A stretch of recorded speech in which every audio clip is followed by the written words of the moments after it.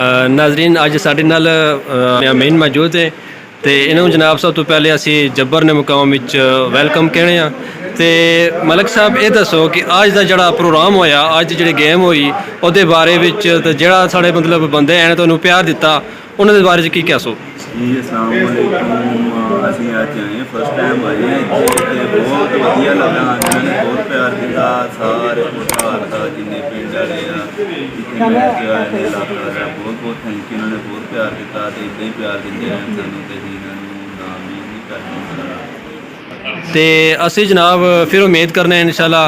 तो तुसी इंदा आवो तो इस तो बेहतर जनाब तुसी प्रोग्राम पेश करो क्योंकि तुसी चाहण वाले जिहड़े साढ़े हिता पटवार है इत्थे काफ़ी बंदे आबाद हैं जिहड़ा तुहाडे नाल प्यार तुसी वेख लिया होगा कि ग्राउंड विच भी इत्थे भी जनाब कितना प्यार करने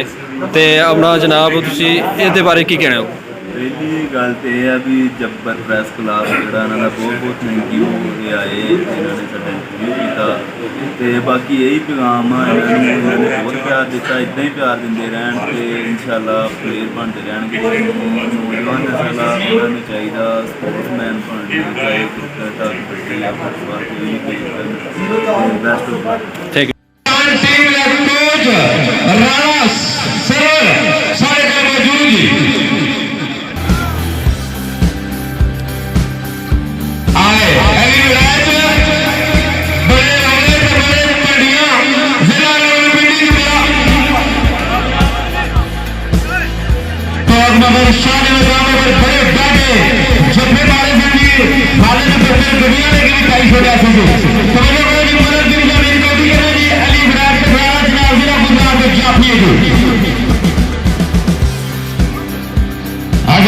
पाकिस्तान फेडरेशन ने और राणा सारे सफेदी जिले बड़े की बेलगाम चौधरी इमरान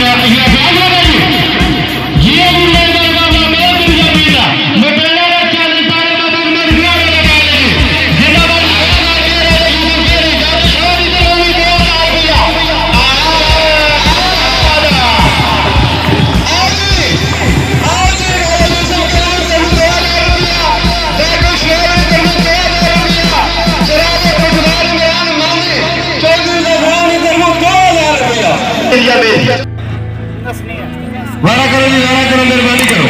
टाइम फिर गई शाट मनाजिर का भी रिकॉर्डिंग करने देगी अली वड़ाइच का ढाला जनाब जिला गुजरात अजाफी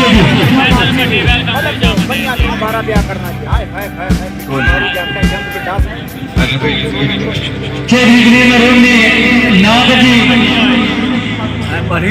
जरा भी पॉइंट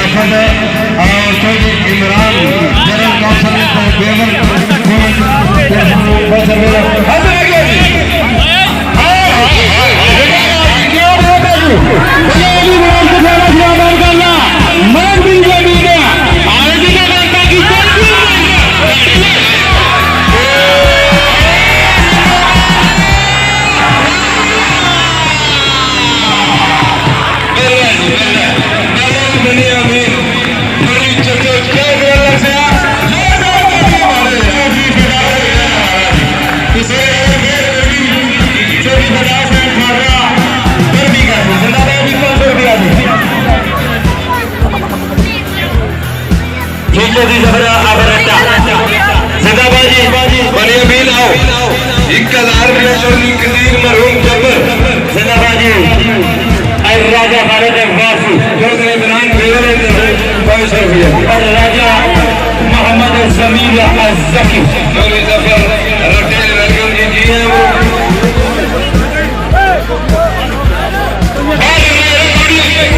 अभी आगे कबड्डी खबर जमील अज़की क्या बात है ये पाकिस्तान से सजारे क्या बात है मैदान मानी चौधरी सफलान ने तरफो बनियामीन असद 2000 रुपये दी